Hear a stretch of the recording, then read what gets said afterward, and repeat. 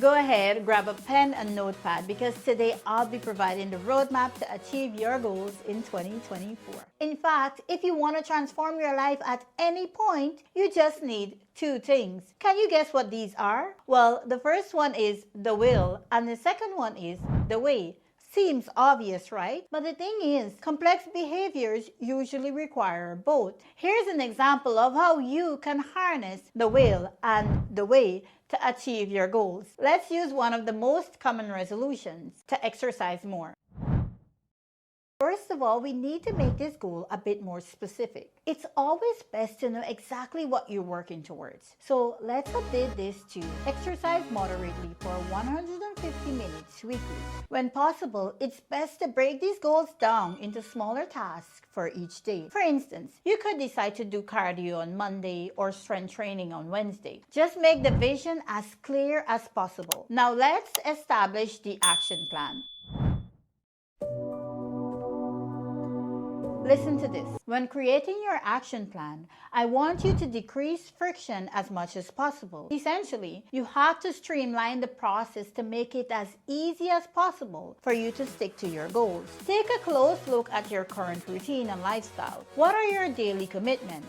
What are your specific time constraints or periods of higher energy levels? Although this process should be structured around your personal reality, I want you to consider these points. Having a dedicated space reinforces the importance of your goal and minimizes the effort required to get started. So if you want to exercise more, set up your environment for success. Lay out your workout clothes the night before. Keep your equipment accessible. Add elements that motivate and energize you. Since I'm always coming up with an excuse to not go to the gym, I decided to invest in an exercise equipment that I could use at home, thereby decreasing friction. I truly believe that getting started is often the hardest part, so I just wanted to get started. Guys, I've been living in this apartment for over 4 years. It has a gym, which I could use for free, and I've only gone twice, 2 times. Well, of course it was closed for a few months for COVID, but still, I would always make excuses like, I don't have time, or I don't like going to the gym alone, or the gym will be too full, or it's too cold to go to the gym. That's literally right downstairs. I'm not saying that some of these excuses aren't valid, but that's just shameful. It's disappointing, especially since it's something that I genuinely wanted to do. I wanted to, no, I needed to exercise more. It was around my birthday that I decided again to go to the gym. So that's when I got started. I went the first day. Of course, I felt like I was dying, but I did pretty well. I went back the next day. That's twice in a row. I was on a roll and feeling proud of myself. The third day I went, but guess what I saw? I saw people there exercising, and so I casually walked past the gym and went right back home. Anyone else has gym shyness? I wasn't going to go in that gym with all those people, especially when I didn't even know how to use some of the equipment. I didn't want anyone judging me. But you know what? The older I get, the more I realize that no one is actually thinking about us as much as we believe. They're busy living their own lives. So we need to go ahead and stop using this as an excuse. Let's stop being consumed by our own thoughts and opinions. The point is, I'm no different from you. But one day I said, this nonsense has to stop, and decided to purchase this exercise equipment which I use at home. And even before I did that, I found myself making excuses like I didn't have space, or I don't know which one to choose. I was thinking that maybe I would buy it and won't even use it. Well, I had to tell myself that this is important. And you know what? I found the space. It's visible and accessible in a corner of my living room, and I could easily move it if needed. I was trying to decide between the row and ride and the treadmill, but decided to go with the row and ride so that I could have a full body workout. Plus, it's much cheaper. So, what's your favorite home exercise equipment? Let me know in the comments. I'll leave a link for this row and ride in the description. Remember, we're not neglecting our health this new year.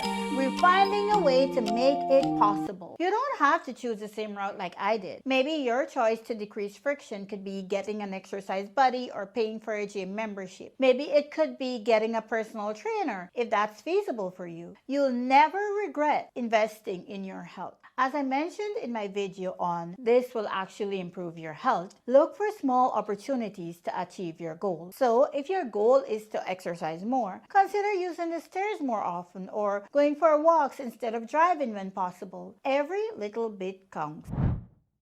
Decrease the mental friction by choosing activities that you genuinely enjoy. If you love dancing, sign up for a dance class or find dance workout videos. When you enjoy the process, exercise doesn't feel like a chore, and it's more likely that you'll stick with it. Back in the day when I was living in Cuba, I used to go to Zumba classes. I would have never decided to do Zumba, but a friend invited me, and after saying no a few times, I finally decided to go. Plus, it was close to where I lived. I kept going back because I had the company, and it was actually so enjoyable. As expected, I did absolutely horribly the first few days. Everyone was going right, I was going left, I was a mess. But to my surprise, I got better. Eventually, I was able to keep up, and it was so much fun. I believe I ended up going for more than a year, even when my friends stopped. Having a social commitment adds an element of accountability. So as I mentioned before, getting a workout buddy or joining a fitness class can be so beneficial. You're less likely to skip a workout when you know someone else is relying on you. Plus, it makes the experience so much more enjoyable by decreasing the perceived effort. Keeping track of your progress could be as simple as maintaining a workout journal or using fitness apps. Personally, I enjoy using habit trackers. Seeing tangible results, even if they're small improvements, will boost your motivation and reduce the mental resistance required to continue your fitness journey. Introduce a reward system for reaching your milestones. Treat yourself to something you enjoy after completing a set number of workouts or achieving a specific fitness goal. Maybe you could reward yourself some new exercise gear or a massage. This reinforcement will create a positive association with exercise, making it more likely for you to stick to your plan. Remember, the key is to design your action plan with the understanding that reducing friction increases the likelihood of success. The feeling of effort from working on a tough task causes you to feel like you're sacrificing other opportunities. And that is exactly why you need to make your priorities explicit. What is it that you really need to do? You should reserve dedicated time for new challenges, at least until they become habitual. Time is often the biggest obstacle. If you're struggling to find time to exercise, audit your daily routine. When you take the time to conduct a thorough audit of your daily routine, you'll often find that there are pockets of time scattered throughout your day that can be better utilized. It's easy to underestimate these intervals, but they can collectively add up to a significant amount of available time. Start by scrutinizing how you allocate time to various activities, from work to commuting to leisure and personal tasks. Perhaps there's time spent on social media, extended breaks, or moments of indecision that could be repurposed more productively, allowing you to dedicate some time to exercising, even if it's only a few minutes to begin with. Get started, remain consistent, and gradually increase. If mornings are hectic, opt for an evening routine. Although I must say that it's best to avoid exercise for at least 1 hour before bed. If you do get started and find yourself consistently skipping workouts, reassess your schedule. Align your exercise time with periods when you're less likely to face scheduling conflicts. Next, you should consider any conflicting goals, responsibilities, or potential problems you'll encounter. I know myself, and once I start working, I won't leave it to go exercise. And by the time I'm done working, I have a million other things to do. So that's why I decided to exercise in the morning before I sit down to work. I won't lie, it was still hard because I thought to myself, I could work for this half an hour instead of exercising. But why do we do that to ourselves? I know exercise has been shown to increase life expectancy, decrease the risk of chronic disease, improve brain function, mood, energy, and the list goes on. I want to live longer. I want to be healthy healthier, I just couldn't wrap my brain around why I was finding it so hard to prioritize myself. So I want to encourage you to take the time to identify the consequences of not pursuing your goals. Anyone else find it super hard to prioritize yourself? Maybe we need to put prioritize self on top of our list of goals. But let me tell you this, when your family sees your dedication to regular exercise, it sets a powerful example. Before you know it, they might be joining you. Consistency is the secret sauce. It's easy to get excited about the first few workouts, but maintaining that enthusiasm is the challenge. I want you to understand that results take time. It's all about creating a healthy lifestyle, not quick fixes. Focus on the collateral benefits. Maybe you're not losing as much weight as you like, but you're feeling better and more energized. Remember, missing a day doesn't mean failure. Don't be too hard on yourself. Start again. Stay committed, even on days when motivation is lacking. Consistent, small efforts compound into significant results. Now, let's move on to the will. I know, habits are more important than motivation. But that doesn't mean that motivation is irrelevant.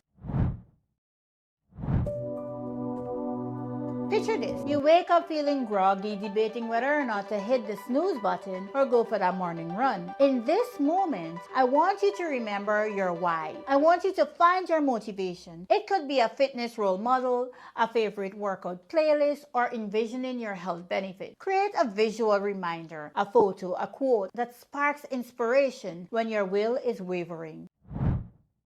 Doubting your ability to stick to a fitness routine is normal, and that's exactly why you need to celebrate small victories. Focus on your input rather than the output. If you manage to run an extra mile or lift a heavier weight, give yourself credit. I've been following some fitness and wellness groups on Facebook, and I find them so inspiring. When I see some of these people, I just want to stop eating and go exercise right away. So surround yourself with a community that cheers you on, be it friends, family, or fellow fitness enthusiasts. Remember, progress, no matter how small, is still progress.